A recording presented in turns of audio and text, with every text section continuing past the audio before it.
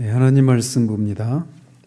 빌립보서 4장 6절과 7절 두 절 보도록 하겠습니다.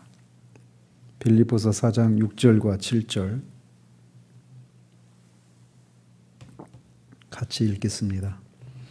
아무것도 염려하지 말고 다만 모든 일에 기도와 간구로 너희 구할 것을 감사함으로 하나님께 아뢰라. 그리하면 모든 지각에 뛰어난 하나님의 평강이 그리스도 예수 안에서 너희 마음과 생각을 지키시리라. 아멘. 지난주에는 4장 5절을 통해서 모든 사람에게 관용을 보이라고 하는 권면에 대해서 살펴보았습니다.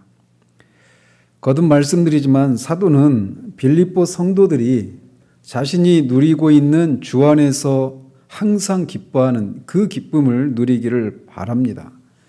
그래서 지금까지 그들로 하여금 이 기쁨을 누리지 못하도록 하는 여러 가지 문제들을 다루어 왔습니다. 오늘 본문에서는 그들로 하여금, 물론 우리 자신도 포함해서 말이죠. 그래서 기쁨을 잃어버리게 만드는 한 가지 문제를 여기에서도 다루고 있습니다. 즉 우리를 둘러싼 환경이 우리에게 폭군처럼 군림하는 것 같은 상황 때문에 기쁨을 잃어버리게 될 때, 그럴 때 우리가 어떻게 그 기쁨을 또 여기서 말하는 하나님의 평강을 누릴 수 있는가, 이 문제를 다루고 있습니다. 실제로 우리는 우리를 둘러싼 환경으로 인해서 얼마나 자주 주님이 주시는 기쁨을 잃어버리고 사는지 모릅니다. 새벽부터 아침에 기도하고 말씀을 듣고 찬양하면서 말씀의 은혜를 누리고 그렇게 하루를 시작했어도 하루를 지나면서 오늘 이 수요일날 하루만 하더라도 아마 여러분들이 우리의 심령이 우리가 처한 환경 때문에 아침에 누렸던 그 은혜가 하루 종일 지속되는 것이 쉽지 않은 것이 우리들의 일상적인 경험들입니다. 그렇기 때문에 사도는 지금 그 문제를 다루고 있습니다. 그런데 이렇게 그리스도인이 우리를 둘러싸고 있는 그 환경 때문에 기쁨을 잃어버리는 이 문제를 신약에서 얼마나 자주 이런 문제를 다루고 있는지 모릅니다. 신약에서뿐만 아니라 사실 구약에서도 이 문제를 많이 다루고 있어요. 그래서 환경이 도무지 우리로 하여금 기뻐할 수 없고 평강을 누릴 수 없는, 우리를 불안에 떨게 하고 두려워서 옴짝달싹 못하게 되는 그런 상황 속에서도 주님이 주시는 그 평강을 누리는 이런 모습들이 구약에 굉장히 많이 등장합니다. 특별히 우리가 새벽마다 살피고 있는 시편에서 보면 그런 장면들을 우리는 쉽게 발견을 합니다. 예를 들면 얼마 전 우리가 살폈던 시편 3편과 4편은 다윗이 그의 아들 압살롬에게서 쫓길 때 지었던 시라고 알려져 있어요. 그래서 시편은 아침에 쉬고 아침의 기도로, 또 4편은 저녁 기도로 이렇게 이용되는 그런 시편이라고 얘기를 합니다. 그래서 다윗이 그렇게 아들에게 쫓기는 상황 가운데서 그의 표현대로 천만인이 둘러싸고 있는 그런 상황인데, 그런 그 시편 3편과 4편에서 내가 누워 자고 깨었다, 또 내가 평안히 눕고 자기도 할 것이다 라고 말을 하고 있습니다. 우리는 날마다 잠을 자죠. 그렇지만 문제는 원수가 둘러싸고 있는 것과 같은 그런 수많은 염려거리들에 둘러싸여 있는 그 상황 가운데서도 시편 기자가 말하는 것처럼 그렇게 평안히 눕기도 하고 깰 수 있는가, 이런 것은 또 다른 문제인 겁니다. 그런데 시인은 그렇게 할 수 있었다고 말을 해요. 그 이유에 대해서 여호와께서 나를 붙드심이라 라고 말을 하고 있습니다. 분명히 시편 기자는 환경이라고 하는 폭군이 자신에게 군림을 해서 두렵고 떨리고 아무것도 할 수 없는, 온통 염려와 근심에 사로잡힐 수밖에 없는 그런 상황인데도 불구하고 하나님이 그를 붙드심으로 평안히 누워서 자고 아무런 걱정 근심 없는 것처럼 그렇게 평안하게 잠을 자고 또 평안한 가운데 아침을 맞이할 수 있다라고 말을 하고 있는 겁니다. 이처럼 신약이나 구약이나 많은 곳에서 환경에 의해서 우리가 위축되지 않고 오히려 그런 속에서도 기쁨과 평강을 누리는 이 문제를 많이 다루고 있어요. 바로 이런 문제만큼 우리의 믿음이 어떤 종류의 믿음을 가지고 있는가를 적나라하게 보여주는 것이 없다고 할 수 있습니다. 우리 삶이 우리가 원하는 대로 그렇게 펼쳐질 때 하나님께 찬양하고 감사하고 마음의 기쁨과 평강을 누리는 것은 그렇게 어려운 일이 아닙니다. 그렇지만 우리를 둘러싼 환경이 정말 녹록지 않고 그리고 그 상황이 더군다나 오래도록 지속되는 그런 어떤 염려거리들에 우리가 둘러싸여 있다고 할 때 우리는 삶이 평안할 때 그렇게 하나님 앞에 기뻐하고 평강을 누렸던 것과 같은 그런 기쁨과 평강을 유지하기가 쉽지 않은 것을 우리의 경험을 통해 많이 봅니다. 따라서 이렇게 우리가 도무지 환경이 기뻐할 수 없고 평안할 수 없는 그 상황 가운데 처할 때 비로소 우리가 가진 믿음이 어떤 믿음인가가 적나라하게 드러나는 것이라고 할 수 있습니다.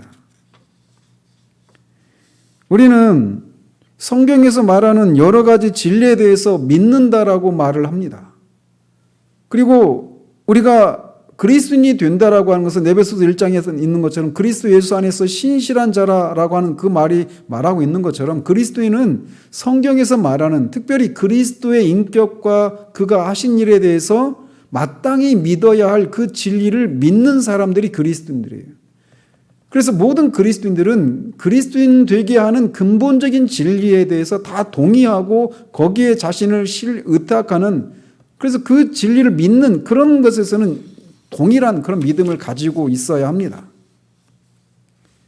그러나 환경이 우리를 집어삼키려고 할 때 그런 속에서도 주님의 기쁨을 누리고 평강을 누릴 수 있게 하는 믿음은 모든 신자들이 발휘하는 믿음이 아닌 경우들이 많다라는 거죠. 또 심지어 동일한 사람에게서도 즉 우리 자신 오늘 아침에는 이런 평강을 누렸지만 저녁에는 그렇지 못할 수도 있어요. 우리의 삶은 각종 고난과 시험으로 점철된 삶입니다. 그렇기 때문에 그런 시험 가운데서 우리가 가진 믿음이 환경이 폭군처럼 군림할 때도 평강을 누리는 사람이 가진 그런 믿음과 같은 그런 똑같은 믿음을 소유하고 있는지를 아는 것은 우리 자신에게도 그리고 우리를 지켜보는 믿지 않는 사람이나 다른 그리스도인들에게 굉장히 중요한 의미가 있는 겁니다. 특별히 오늘날과 같이 데이비드 웰스 박사가 말하듯이 신학이 교회 중심에서 주변으로 밀려나 버린 신학 실종의 시대에는 더욱더 누군가 불행하고 좌절할 수밖에 없는 현실 속에서도 마음의 평강을 유지하고 심지어 기쁨을 누리는 그런 누군가를 보는 것은 더 큰 영향력을 끼치게 되어 있습니다. 왜냐하면 오늘날은 신학 실종이라고 불려지는 그런 시대여서 교리를 그렇게 중요하게 생각하지 않아요. 그 실제적이지 않다 이런 생각을 하는 거죠. 신앙에 그렇게 도움을 주지 않는다 이런 생각들을 갖고 있는 시대입니다. 그럼에도 불구하고 여전히 환경이라고 하는 폭군에 의해서 절망하고 좌절하는 가운데 사람들이 각종 염려와 불안에 시달리는 삶을 살고 있기 때문에 그런 사람들과 똑같은 그런 상황 가운데 있는데 그 환경에 휘둘리지 않고 기쁨과 평강을 누리는 그런 삶을 사는 사람들을 보면서 그들이 예의주시하게 되어 있어요. 그들이 교리는 무시할지 모르지만 이런 환경 속에서 기쁨과 평강을 누리는 그런 삶을 살아가는 그 모습을 보는 것에 대해서는 굉장히 큰 관심을 가지고 주목을 한단 말이죠. 그렇기 때문에 오늘 본문에서 사도가 말하고 있는 진리에 귀를 기울이고 그것을 주의 깊게 관찰하고 여기서 말하는 그 원리를 따라서 우리가 도무지 기뻐할 수 없는 환경 가운데서도 기뻐하고 평강을 누리는 이런 삶을 살아가는 것은 우리에게 매우 중요한 의무이기도 합니다. 특권이기도 하지만 의무이기도 한 거예요. 특별히 오늘날 요즘 우리가 10개월째 지금 코로나 이 사태로 인해서 어려움을 겪고 있고 코로나로 인해서 발생된 우울증, 코로나 블루라고 하는 말이 있는데 이걸 넘어서서 요즘은 코로나 블랙이라고 말을 한답니다. 그렇게 코로나 때문에 힘들다라는 거죠. 그래서 전 세계가 이 코로나의 영향을 받고 예전에 경험하지 못했던 여러 가지 어려움들을 겪고 있어요. 그리고 환경이 우리에게 정말 폭군처럼 지금 군림을 하고 있는 그런 시대 가운데 모든 사람들이 노출되어 있단 말이죠.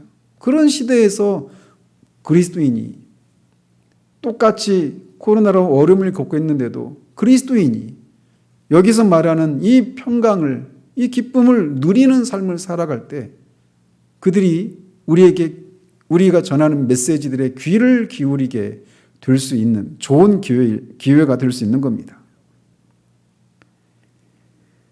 사도는 그러면은 이런 환경이 우리에게 그렇게 우리를 압도하고 도무지 염려와 근심에 두려움에 사로잡힐 수밖에 없는 그런 환경에 처해 있을 때 어떻게 하면 여기서 말하는 그런 하나님의 평강을 누릴 수 있는가?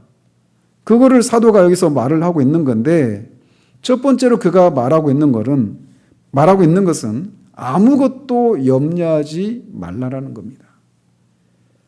환경이 너희로 하여금 분명히 염려할 수밖에 없고 근심하게 할 수밖에 없는 상황이라 할지라도 하나님이 주시는 그 평강을 누리기를 원한다라면 먼저 너희들이 하지 말아야 될 일이 있는데 그게 뭐냐? 염려하는 것. 그것을 하지 말라라고 말을 하고 있습니다.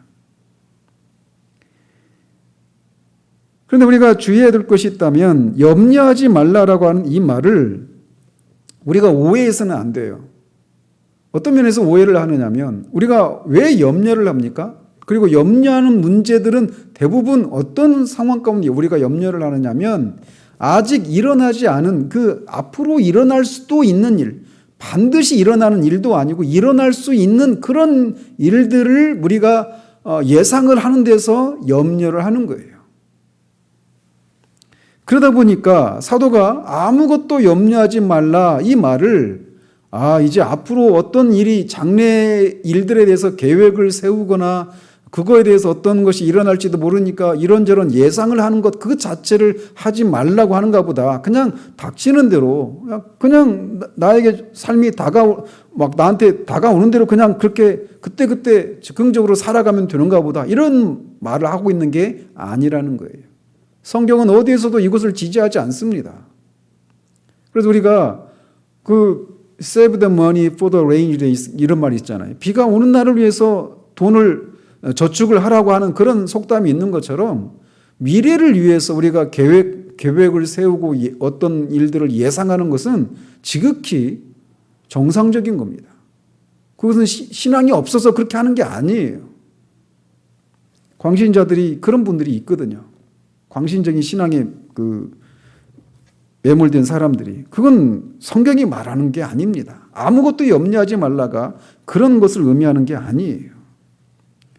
그럼 사도가 여기서 염려하지 말라라고 하는 것은 뭘 말하는 거냐? 이런 의미입니다.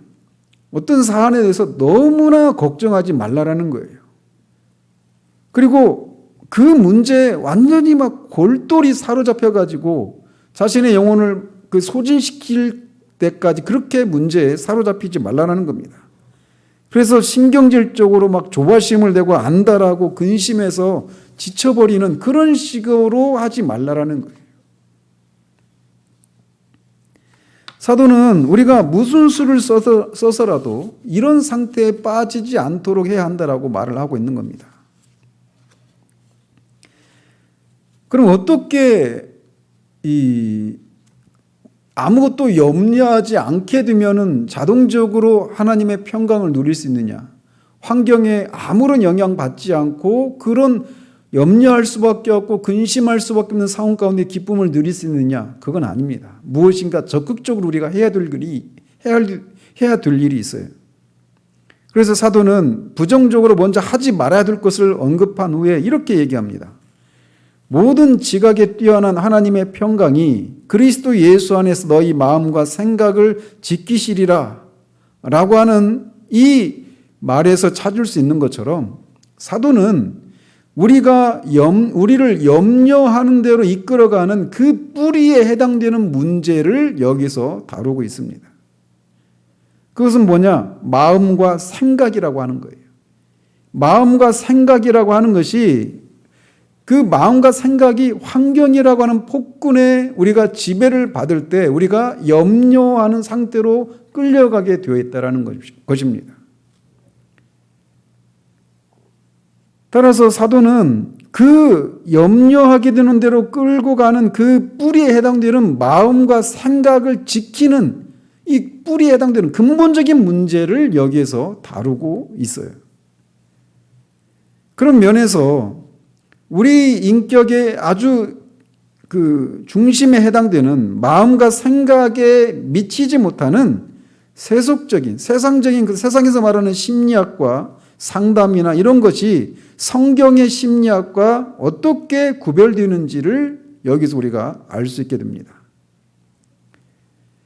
성경의 심리학은 매우 심오하고 깊고 근본적이고 실제적입니다. 사도가 바로 우리가 염려하는 것은 이렇게 마음과 생각의 활동 때문이라는 거예요. 마음과 생각이 어떤 상태냐에 따라서 염려하게 되는 대로 갈 수도 있고 마음과 생각이 어떠하냐에 따라서 하나님의 평강을 누릴 수도 있다라고 말을 하는 겁니다. 다른 말로 우리가 마음과 생각 이 이외의 것들은 우리가 통제하고 지배할 수 있지만 이 마음과 생각이 분명히 우리의 마음과 우리의 생각임에도 불구하고 우리에게서 독립해서 우리 통제 밖에 있다라고 하는 것을 시사해 주고 있는 거예요. 우리 마음이나 생각은 분명 우리의 마음과 생각입니다. 우리의 소유입니다. 그러나 우리의 마음이나 생각이 우리의 뜻대로 통제되지 않는 경우들이 있어요. 그 결과 우리가 염려하게 되는 겁니다. 이것은 우리의 경험 속에서도 발견되는 일입니다. 그래서 우리는 다양한 이유들로 잠 못 드는 날들이 있어요. 그래서 어떤 염려거리들 우리 가운데 있을 때 잠자리에 들었지만 끊임없이 그 문제가 우리의 머리를 떠나지 않습니다. 우리의 마음과 생각을 멈추려고 하지만 그렇게 되지 않고 고통을 겪습니다. 아무리 잠을 자려고 해도 잠이 안 오는 경우들이 있어요. 그래서 약의 힘을 빌어서 잠을 잘 수 있지만 여전히 마음은 평강이 없어요. 바로 그런 상태로 이끌어가는 마음과 생각의 문제를 여기서 다루고 있는 겁니다. 이런 의미에서 성경은 얼마나 실제적이고 인간의 현실을 있는 그대로 보여주고 있는 책인지 모릅니다.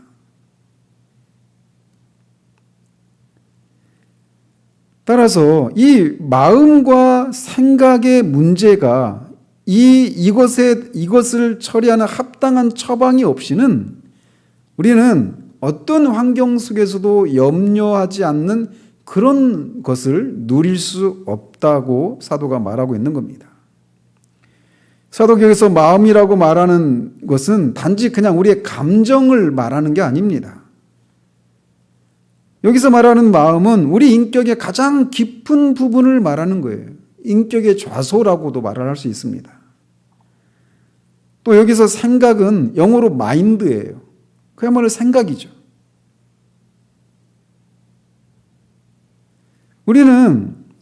우리가 사랑하는 어떤 사람, 가족이나 이런 주변의 사람이 아프거나 죽음을 경험하거나 어떤 위기에 처해 있을 때 우리의 마음과 생각이 어떻게 작동하는지 너무나 잘 압니다. 그래서 그런 주변에 있는 사람이 아프거나 죽거나 할 때 우리의 마음과 생각이 그냥 가만히 있지 않아요. 그 문제에 우리 마음이 흘러간단 말이죠. 그리고 그러다가 결국은 어디로 가느냐? 근심하는 대로 이어져요. 저 사람이 죽으면 어떻게 되지? 죽고 나서도 그런 근심들이 생겨나는 겁니다. 그래서 그런 어려움 가운데 처한 그 사람에 대해서 생각하지 않으려고 해도 끊임없이 생각이 꼬리를 물고 일어납니다. 그래서 이렇게 되면 어떻게 해야 되지? 저렇게 되면 어떻게 해야 되지? 밤을 새고 여러 날이 지나도 끊임없이 그 생각이 우리의 마음과 생각에서 떠나지 않고 결국은 우리가 그 에너지를 다 소진하는 데까지 우리를 끌고 가게 됩니다. 이렇게 마음과 생각은 분명히 우리 것인데도 불구하고 우리의 경험은 우리의 마음과 생각이 우리 뜻대로 되지 않고 오히려 마음과 생각이 우리를 지배해버려서 결국은 염려하는 대로 이끌어가는 이런 일들을 우리가 자주 경험하고 있어요. 로디 존스는 우리는 그런 의미에서 우리는 생각의 밥이다 또는 근심의 상태 가운데 있는 노예다 이렇게까지 표현을 합니다.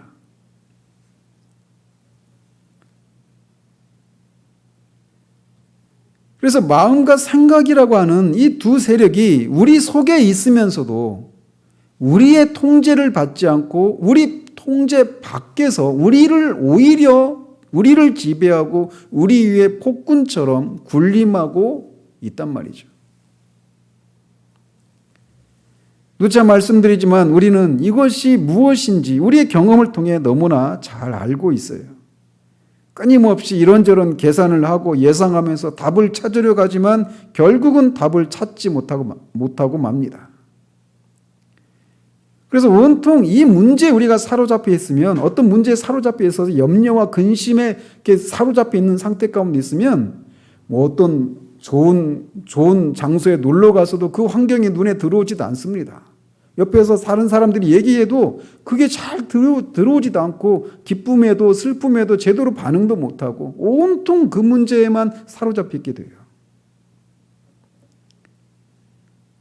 사도는 바로 이 근본적인 문제를 해결하지 않고는 환경이라고 하는 폭군에 의해서 우리가 염려하지 않게 되는 일이 가능하지 않다라고 말을 합니다. 그렇다면 우리는 어떻게 이 마음과 생각이라고 하는 것을 우리의 통제 아래 둘 수 있을까요? 바로 이것이 이 지점에서 심리학과 세상의 심리학과 이 기독교 신앙의 결정적인 차이점을 발견할 수 있습니다.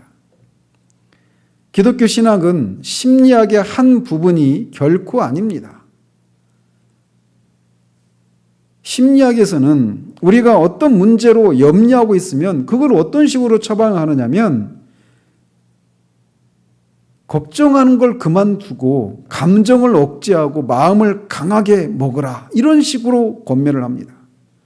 그래서 자꾸 그 문제 생각하지 말고 딴 생각을 하려고 해라.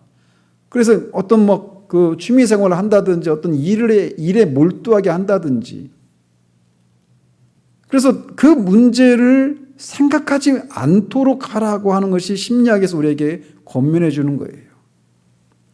그러나 그런 권면은 잠시는 효력을 발휘하는 것 같지만 궁극적인 답은 되지 않습니다. 그래서 걱정하지 말아야 된다는 걸 알지만 걱정하지 않기로 결심한다고 해서 걱정이 사라지는 게 아니에요.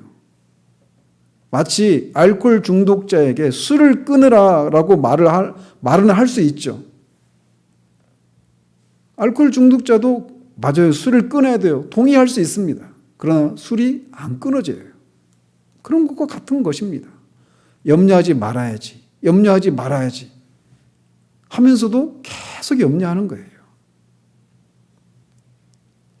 사도는 심리학에서 말하는 것처럼 그렇게 그 문제, 염려하는 문제를 생각하지 말고 다른 데로 시선을 돌려라. 이렇게 말하고 있지 않습니다. 물론 심리학에서 말하는 이런 어떤 상식적인 권면이 어떤 때는 통할 때가 있습니다. 때로는 우리가 상식적인 그런 진리를 그런 진리를 힘입는 것도 때로는 필요합니다. 그렇지만 지금 우리가 다루고 있는 이 환경이라고 하는 폭군에 의해서 염려하고 걱정하는 문제와 관련해서는 상식적으로는 지극히 옳은 얘기일 수 있지만 그것이 실제적인 도움을 발휘하지 못한다는 측면에서 이 세속적인 심리학의 권면은 아무 소용이 없다라는 겁니다. 이런 권면들은 바울이 말하고 있는 우리 인격의 좌소인 마음과 생각이라고 하는 것이 그것의 힘이 얼마나 강력한지를 제대로 알지 못하고 있기 때문에 그런 피상적인 권면을 하는 거예요. 그렇다면 이 인격의 좌소인 마음과 생각을 우리 것임에도 불구하고 우리 밖에서 오히려 우리의 통제를 받지 않고 우리 밖에서 우리를 통제해서 염려와 근심으로 끌어가려고 하는 이 마음과 생각을 어떻게 다스릴 수 있는가? 사도는 이렇게 권면합니다. 다만 모든 일에 기도와 간구로 너희 구할 것을 감사함으로 하나님께 아뢰라. 이것은 단순히 그냥 사도가 그렇게 어떤 염려하는 문제가 있으면 기도해야지 이렇게 권면하고 있는 게 아닙니다. 그래서 사람들이 이런 얘기를 듣고 아니 목사님 나도 어떤 문제 때문에 지금 너무나 오랫동안 기도해 왔지만 여전히 그 문제가 해결되지 않고 여전히 그 문제 때문에 그 문제를 가지고 기도하고 있음에도 불구하고 여전히 염려가 제 마음에 있어요 라고 말할지도 몰라요. 그러나 사도는 단순히 그냥 기도하라고 말하고 있지 않습니다. 사도는 마구잡이로 하나님께 우리의 필요를 아뢰고 소나무 뿌리를 뽑듯이 그렇게 끈질기게 기도해라. 응답을 들 때까지, 그 문제가 해결될 때까지 이렇게 권면하고 있지 않습니다. 사도는 기도와 간구로 너희 구할 것을 감사함으로 하나님께 아뢰라 라고 말하고 있는데 사도가 여기서 기도와 간구를 구별하고 있는 것을 주목해야 합니다. 사도가 여기서 기도라고 하는 말을 사용하고 있을 때 그가 마음속에 두고 있는 생각은 기도를 들으시는 하나님을 예배하고 경배해야 한다라고 하는 것을 마음에 두고 있는 겁니다. 기도라고 하는 말은 얼굴과 얼굴을 맞대고 있다고 하는 그런 개념을 포함하고 있습니다. 그런 의미에서 기도는 1차적으로 우리의 필요를 하나님 앞에 아뢰는 것이 먼저가 아니라 우리 얼굴을 맞대고 마치 하나님과 우리가 얼굴을 맞대고 그렇게 있는 것을 우리가 염두에 두면서 기도라고 하는 것을 생각할 때 기도는 1차적으로 하나님을 예배하고 경배하는 것이라고 하는 것을 우리가 염두에 두어야 합니다. 예배하고 경배한다라고 하는 것은 단지 그냥 예배 자리에 나온다 이런 의미가 아니에요. 그분의 임재 안에서 그분을 경배하고 예배하는 것을 의미하는 겁니다. 즉 이렇게 기도는 먼저 기도를 들으시는 하나님을 예배하고 경배하는 것으로부터 시작을 하는 거예요. 이것이 기도입니다. 하나님을 경배하고 예배하는 것을 한 후에 간구로 이어져야 하는 것입니다. 그래서 우리는 그분을 예배하고 경배한 후에 우리의 구체적인 필요들을 하나님께 아뢰는 단계로 넘어갈 수 있는 겁니다. 그래서 우리가 직면한 특별한 상황에 필요한 구체적이고 특별한 것들을 우리는 하나님께 구할 수 있어요. 그런데 이렇게 사도는 먼저는 하나님을 경배하고 예배한 후에 우리의 구체적인 필요들을 아뢰라 이렇게 말하고 끝나는 것이 아니라 그렇게 기도와 간구로 우리의 구할 것을 하나님께 아뢰되 어떻게 아뢰라고 말을 하고 있느냐면 감사함으로 하나님께 아뢰라고 말하고 있습니다. 여기가 하나님의 평강이 그 어떤 원망과 근심에 사로잡힐 수밖에 없는 그런 환경 속에서도 평강을 누릴 수 있는 키포인트가 바로 이것입니다. 감사함으로 하나님께 우리의 필요를 아뢰어야 하는 거예요. 즉 사도는 우리가 하나님께 우리의 필요를 구체적인 필요들을 아뢰을 때 감사함이 아니라 원망하는 마음으로 하고 있다면 하나님의 평강이 우리를 그렇게 염려로 이끌어가는 뿌리에 해당되는 마음과 생각을 우리의 통제 아래 두지 않는다라고 말을 하고 있는 겁니다. 만약 우리가 기도하면서 하나님께 우리의 필요를 간구하면서 우리가 염려하게 되는 그 일들로 인해서 하나님께서 우리를 그것을 보면 하나님이 우리를 기뻐하시지 않는다 이렇게 생각한다거나 또는 하나님께서 나를 이런 상황 가운데 두시는 것은 부당하다라고 하는 하나님을 향한 원망, 불평 이런 마음으로 하나님 앞에 기도한다라면 그 기도는 그 간구는 감사함으로 드리는 것이 아니게 돼요. 따라서 그런 기도로 그런 간구는 하나님의 평강을 우리에게 오게 하지 않는 간구가 되는 겁니다. 오히려 그런 마음으로 드린다라면, 즉 하나님이 나를 이렇게 내가 염려할 수밖에 없는 문제 가운데 나를 두신 것을 보면 하나님이 나를 기뻐하시지 않는가 봐, 나를 사랑하시지 않는가 봐 이렇게 의심하고 있거나 또는 나를 이런 상황 가운데 두신 것에 대한 하나님을 원망하는 그런 마음을 가지고 기도한다라면 차라리 기도하지 않는 것이 낫습니다. 기도 가운데 하나님께 나아가는 우리에게는 원망이 있어서는 안 돼요. 하나님의 선하심에 대해서 우리는 조금도 의심하면서 나가서는 안 되는 겁니다. 이렇게 먼저는 하나님 앞에 나아가는 우리의 마음이 하나님의 선하심을 의심하거나 하나님 우리를 기뻐하시지 않는다거나 우리를 사랑하시지 않는다거나 그래서 하나님을 향한 원망하는 마음을 가지고 나아가서는 안 됩니다. 그래서 이런 것들이 없어야 돼요. 소극적인 측면에서. 그러나 더 적극적으로 우리는 적극적으로 감사할 이유를 가지고 나아가야 하는 겁니다. 기도하고 있는 그때 하나님께 우리의 구체적인 필요를 아뢰고 있는 그때 그 상황 가운데 우리는 분명히 우리가 염려할 수밖에 없는 그런 상황 가운데 있음에도 불구하고 우리는 그런 상황임에도 불구하고 감사해야만 하는 감사할 만한 그 무엇인가를 분명히 가지고 하나님 앞에 나아가야 한다는 거예요. 이것이 하나님 앞에 그 헌금을 많이 드려야 된다. 이런 말을 하는 게 아닙니다.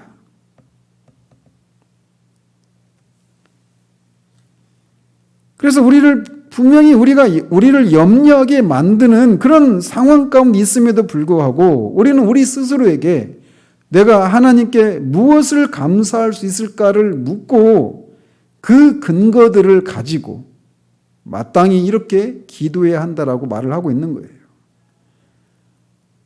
즉 나는 지금 이 순간 고통스럽긴 하지만 나는 하나님께 나의 구원과 하나님이 그의 아들을 보내주셔서 나를 구원해 주신 것에 대한 그런 감사를 하나님 앞에 아뢰면서 나아가야 하는 것입니다.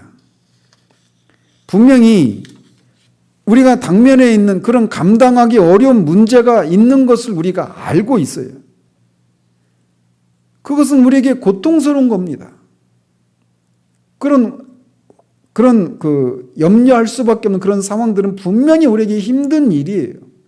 그럼에도 불구하고 우리는 이런 상황마저도 하나님께서 선하셔서 나를 위해서 이런 상황 가운데 두셨다라고 하는 것을 말씀드리면서 감사함으로 나아가야 하는 것입니다.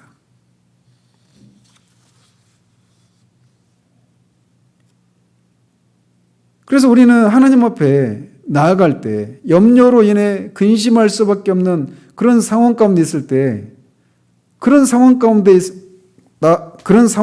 하나님께 나아갈 때에도 우리가 할 수 있는 모든 것을 다 동원해서 하나님을 찬양하고 감사할 이유들을 찾아내야 합니다. 분명히 염려되고 걱정되는 상황임에도 불구하고 하나님은 선하시고 우리를 사랑하신다라고 하는 사실을 우리가 우리 영혼에게 스스로 상기시키면서 하나님께 감사를 드리고 우리의 필요를 아뢰어야 하는 거예요. 즉 바울이 여기서 말하고 있는 바른 기도, 참된 기도는 그냥 고통 속에서 절망적으로 부르짖기만 하는 것이 아닙니다. 우리의 예배를 받으시기에 합당하신 하나님께 예배를 드리고 우리의 요구를 아뢰는 기도를 말하고 있는 거예요. 그게 바른 기도인 겁니다. 그렇게 기도할 때 그렇게 감사함으로 간구를 올릴 때 하나님께서 우리에게 약속하고 있는 게 뭐냐? 만약에 너희가 그렇게 기도하면 약속하고 있는 게 뭐냐라고 하는 것을 우리가 살펴볼 필요가 있는데 사도가 이런 것들을 말하고 있지 않다라는 겁니다. 염려와 근심에 사로잡혀 있을 때 이렇게 먼저는 하나님을 예배하고 경배하는 기도, 그게 기도예요. 그리고 나서 간구를 하는 겁니다. 우리의 구체적인 필요를 간구하는데 간구할 때 우리가 감사함으로 간구를 해야 돼요. 그런데 그렇게 하면 하나님이 어떻게 해주시겠다라고 약속하고 있는가? 먼저 사도는 이것을 말하고 있지 않습니다. 뭐냐? 만약에 너희가 이런 조건을 갖추어서 이렇게 참되게 기도하면 하나님께서 너희를 염려하게 하는 모든 것들을 쫓아내시고 제거시켜 주실 것이다. 이것을 약속하고 있지 않다라는 겁니다.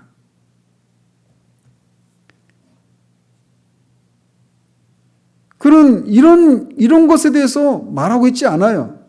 너희가 염려하고 근심하고 있는 그 문제를 가지고 그런 상황임에도 불구하고 하나님을 먼저 경배하고 하나님이 이런 상황에 있음에도 불구하고 여전히 하나님은 사랑이시고 선하시고 그러므로 또 나를 예수 그리스도를 보내셔서 구원해 주신 것에 대해서 감사하면서 그 감사함으로 하나님 앞에 우리의 필요를 아뢰면 하나님이 즉시로 우리가 염려하고 근심하게 하는 그 문제들을 제거해 주신다. 이렇게 말하고 있지 않다라는 겁니다.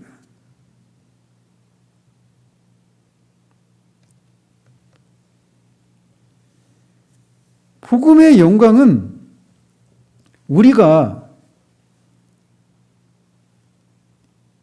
복음이 우리의 환경이 아니라 우리 자신에게 관심을 가지고 있다고 하는 사실을 우리가 기억해야 합니다.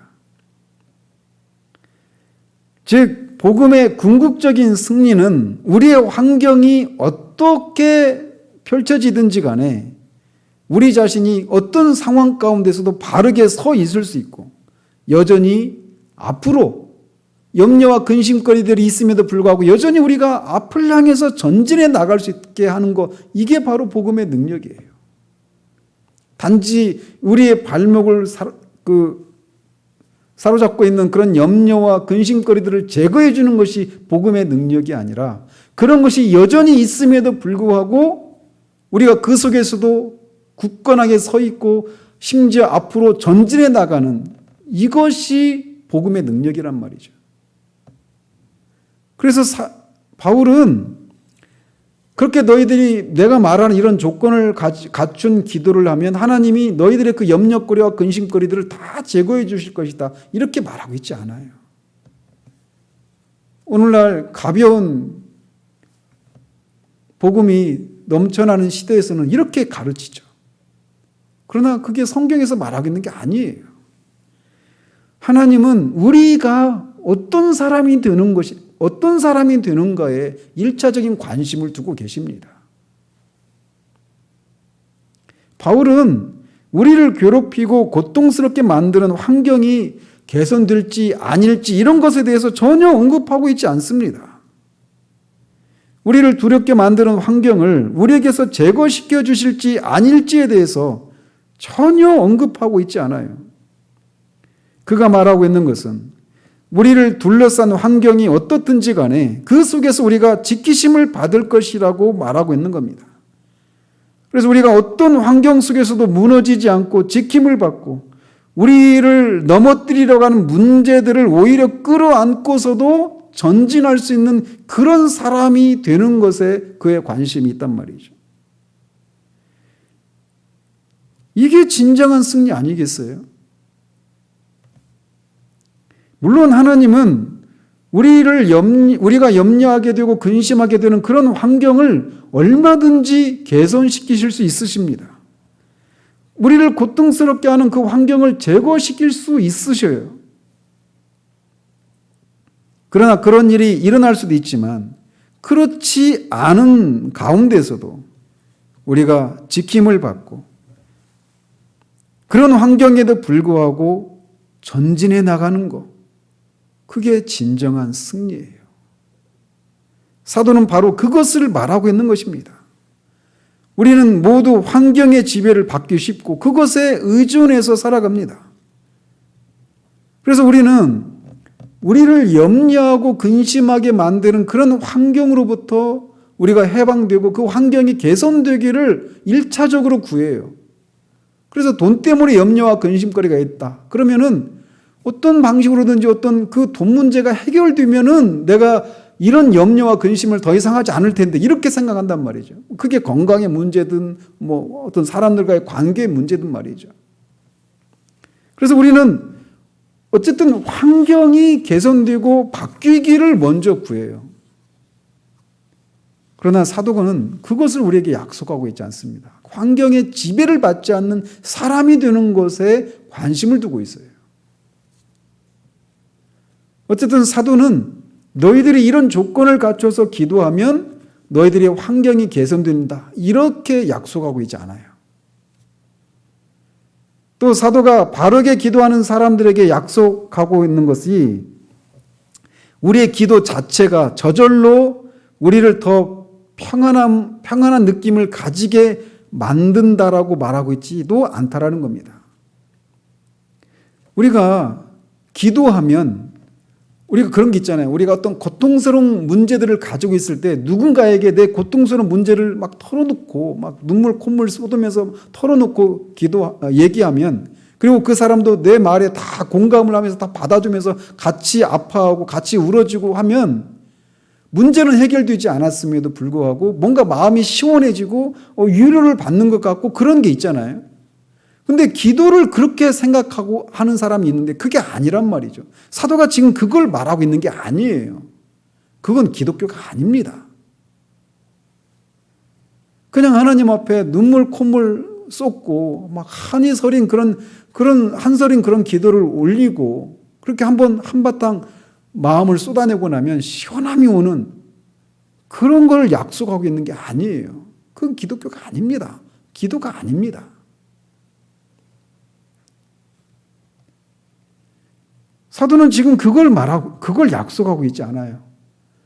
심지어 사도는 우리가 기도하면서 하나님과 그리스도에 대해서 묵상하면 그 생각이 우리의 고민을 쫓아낼 것이다 라고도 말하고 있지 않습니다. 또는 우리가 기도하면 환경이 바뀔 것이라고도 말하고 있지 않아요. 그런 얘기 흔히 듣잖아요. 기도가 환경을 바꾼다.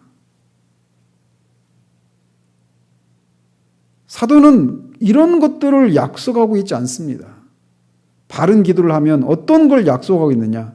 모든 지각에 뛰어난 하나님의 평강이 그리스도 예수 안에서 너희 마음과 생각을 지키실 것이다 라고 말하고 있어요. 이런 염려로 우리를 끌어가게 만드는 그 뿌리에 해당되는 마음과 생각을 지키실 것이라고. 무엇이? 하나님의 평강이. 여기서 지킨다라고 하는 것은 막 수비한다, 경계한다 이런 뜻입니다. 즉 하나님의 평강이 우리의 마음과 생각에 마치 생각을 성벽처럼 둘러싸서 우리를 각종 불안함과 염려와 근심을 일으키게 하는 것으로부터 우리를 보호하고 방어한다. 이렇게 말을 하고 있는 거예요. 무엇이요? 모든 지각에 뛰어난 하나님의 평강이 우리의 마음을 그렇게 수비해서 방어해서 염려와 근심이 우리의 마음과 생각을 사로잡지 못하도록 방어해 준다라고 말을 하고 있는 거예요. 그렇다면 모든 지각에 뛰어난 하나님의 평강이라고 하는 것은 무엇을 의미할까요? 이것은 모든 지각에 뛰어나다 이 얘기는 우리의 말과 상상력으로도 헤아릴 수 없는 그런 초월적인 평강을 의미합니다. 어떤 의미에서는 믿을 수조차 없이 놀라운 그런 평강이라고도 말할 수 있어요. 그럼에도 불구하고 그런 평강을 우리가 분명히 경험할 수 있다라는 것이죠. 우리의 말로 표현할 수 없는 초월적이라고도 말할 수 있는 그런 평강을 우리가 경험할 수 있다라는 거예요. 그런데 그 평강이 어떻게 어디 안에서 그 평강이 임해서 우리의 마음을 그렇게 수비한다라고 말을 하느냐? 주 예수 그리스도 예수 안에서 하나님의 평강이 우리의 마음과 생각을 지키신다라고 말하고 있습니다. 즉 하나님의 평강이 예수 그리스도를 우리에게 나타내 주시고 그에 대해서 우리를 상기시켜 주심으로써 역사하신다. 이렇게 말하고 있는 거예요. 이게 무슨 말이냐면 우리가 성경에 보면 특별히 로마서 같은 이런 여러 구절들을 통해서 이것을 예를 들어 설명할 수 있습니다. 이를테면 로마서 5장 10절에 곧 우리가 원수 되었을 때 그의 아들의 죽으심으로 말미암아 하나님과 화목하게 되었은즉 화목하게 된 자로서는 더욱 그의 살아나심으로 말미암아 구원을 받을 것이니라. 이 말씀은 또 로마서 8장 28절 또 32절 이렇게 되어 있어요. 우리가 알거니와 하나님을 사랑하는 자 곧 그의 뜻대로 부르심을 입은 자들에게는 모든 것이 합력하여 선을 이루느니라. 또 자기 아들을 아끼지 아니하시고 우리 모든 사람을 위하여 내주시니가 어찌 그 아들과 함께 모든 것을 우리에게 주시지 아니하겠느냐. 또 로마서 8장 38절 39절에 내가 확신하노니 사망이나 생명이나 천사들이나 권세자들이나 현재일이나 장래일이나 능력이나 높음이나 기쁨이나 다른 어떤 피조물이라도 우리를 우리 주 그리스도 예수 안에 있는 하나님의 사랑에서 끊을 수 없으리라. 이런 구절들이 다 지금 무엇을 우리에게 말해주고 있느냐면 하나님께서 우리가 원수 되었을 때에 우리를 위해서 가장 하나님이 주실 수 있는 최고의 선물인 하나님의 아들을 우리에게 주셨다라는 겁니다.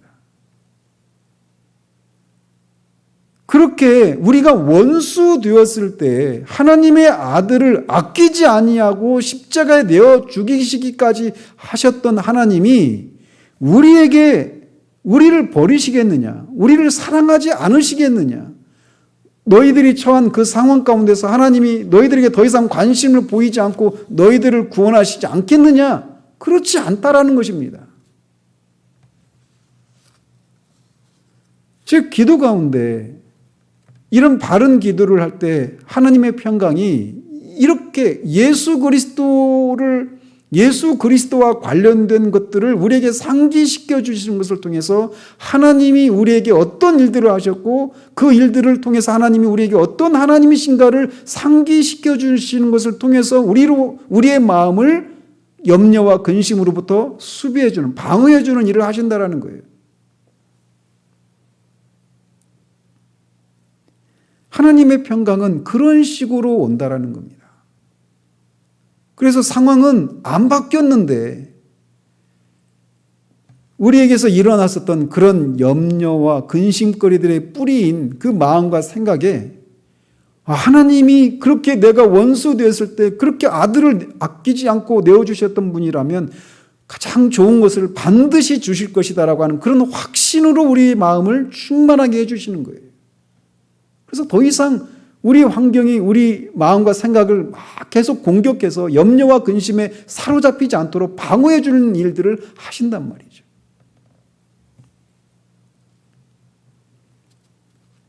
그러면 우리가 어떤 종류의 일들이 우리에게 있을 때 그런 기도를 통해서 하나님이 약속하신 그 평강이 우리의 마음과 생각을 지키는 그 일들, 그 특권을 우리가 누릴 수 있을까요? 사도는 이렇게 말합니다. 아무것도 염려하지 말고 이렇게 시작하고 있어요. 말 그대로 아무것도라고 하는 말은 말 그대로 모든 것에 대해서 염려하지 말라라고 말하고 있습니다.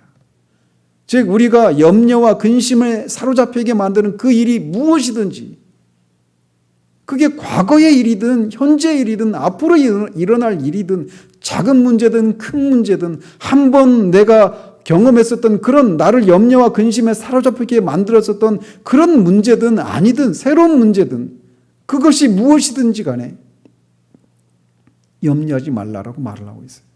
그런 일이 있을 때마다 사도가 말하고 있는 그런 방식을 따라서 하나님을 먼저 경배하고 예배하고 그리고 나서 감사함으로 하나님 앞에 우리의 구체적인 필요를 아뢰을 때 하나님이 약속하신 예수 그리스도가 우리에게 어떤 분이시고 그 예수 그리스도 통해서 하나님이 우리에게 무엇을 약속해 주셨는가 그리고 그 예수 그리스도를 통해서 하나님은 우리에게 어떤 분이신가라고 하는 것을 확신케 하셔서 염려와 근심이 우리를 사로잡지 못하도록 하시는 일을 하신다라는 거예요. 그래서 우리가 처음에 말씀드린 것처럼 우리는 수없이 많은 염려와 근심거리들이 날마다 새롭게 또는 똑같은 것이 오래도록 우리에게 와서 우리의 마음을 사로잡으려고 하는 그런 상황 가운데 있음에도 불구하고 우리가 이런 방식을 쫓아서 그런 환경이 우리를 지배하지 못하는 그냥 환경에 무관한 무심한 상태로 있는 것이 아니라 평강과 기쁨을 누리는 그 살아있음을 역동성을 누리며 살아갈 수 있게 되는 거예요. 그리스도는 바로 이 똑같이 삶의 위기에 위험에 염려거리들의 고난에 노출되어 있는 세상에서 똑같은 모습으로 살아갑니다. 믿지 않는 사람들과 말이죠. 그런데 예수님을 믿으면 그들이 겪는 고난이 우리에게는 없어서 우리가 평안함을 누리는 것이 아니라 똑같은 고난을 누리는데 어떤 경우는 심지어는 그들보다 더 큰 고난을 겪어요. 그래서 때로는 우리가 막 힘들 때도 있잖아요. 내가 하나님을 섬기는데 왜 나한테 믿지 않는 사람들보다 더 힘든 일들이 내게 주어지는지. 그런데 그런 속에서 고난이 없는 삶이 아니라 그 염려와 근심거리들이 늘 있음에도 불구하고 그 속에서 때로는 하나님이 그를 거두시기도 하시지만 그렇지 않고 여전히 그런 것이 있음에도 불구하고 이런 하나님의 평강이 우리의 마음과 생각을 염려와 근심하게 하는 그 뿌리인 마음과 생각을 하나님의 평강으로 지키시는 것을 통해서 그 고난을 짊어지고 앞으로 전진해 나가는 그런 삶을 살아갈 수 있게 되는 거예요.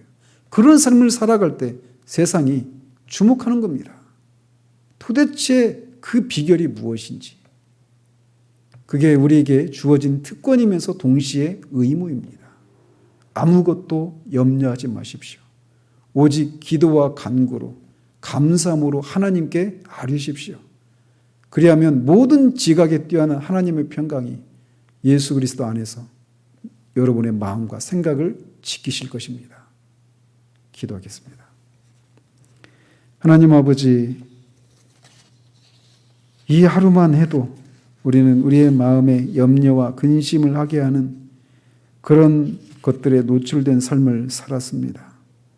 그리고 살아왔고 앞으로도 그러할 것입니다. 예수 믿으면 고난이 없어지는 것이 아님을 우리가 보게 됩니다. 어떤 차이가 있는가? 그것은 그 상황 속에서 하나님의 모든 지각에 우리의 말로 표현할 수 없고 우리의 생각으로도 다 짐작할 수 없는 그 하나님의 평강이 우리의 마음과 생각을 지켜주시기 때문에 고난 속에서도 굳건하게 서 있고 그 고난을 짊어지고 삶을 전진해 나가는 그런 삶을 살아갈 수 있는 사람으로 우리를 이 땅에 두셨음을 우리가 기억할 수 있도록 도우시옵소서. 그런 삶을 살아내므로 우리가 믿고 있는 바, 신앙이, 복음이 얼마나 놀라운 능력인지, 실제적인 것인지를 우리의 삶을 통해 증거하는 삶을 살아가는 우리 모두 될 수 있도록 도우시기를 원합니다. 예수 그리스도 이름으로 기도합니다. 아멘.